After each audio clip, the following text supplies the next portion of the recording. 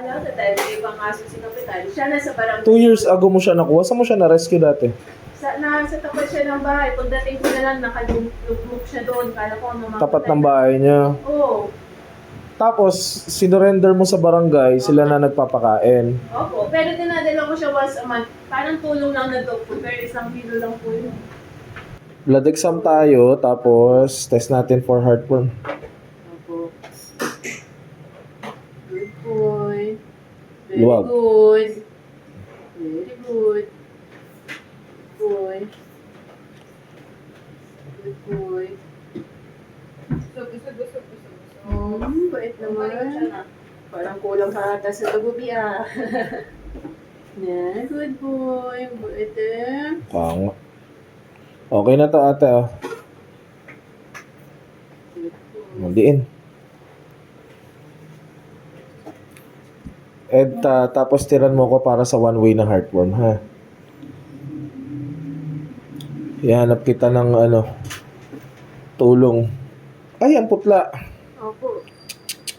Kaya pala wala kang dugo. Expected na. Diyos ko po. Oh.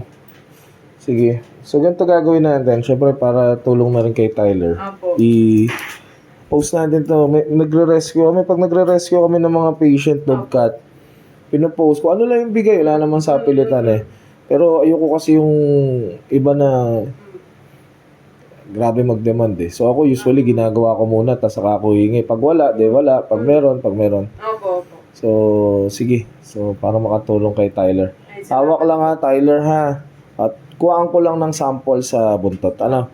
So, dito lang po kayo. Pumuesto. O, kamot-kamot lang. Kamot. O, kamot lang ang bebe. Nako. Eto, Tyler, pag hindi mo to naayos, putol to. Hindi po ba pwede putulin na agad?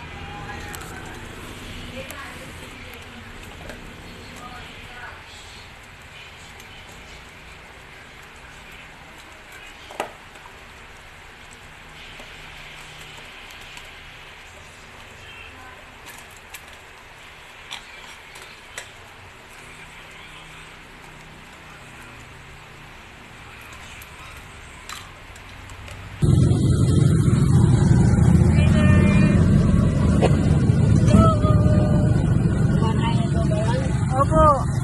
Malakas na po kumain.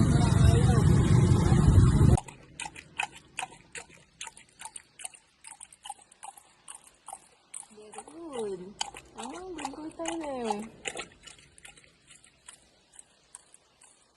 Hoy.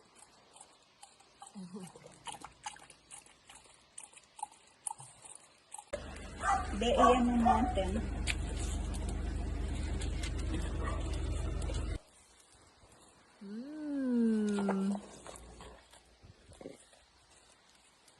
Isa-isa lang, isa-isa lang.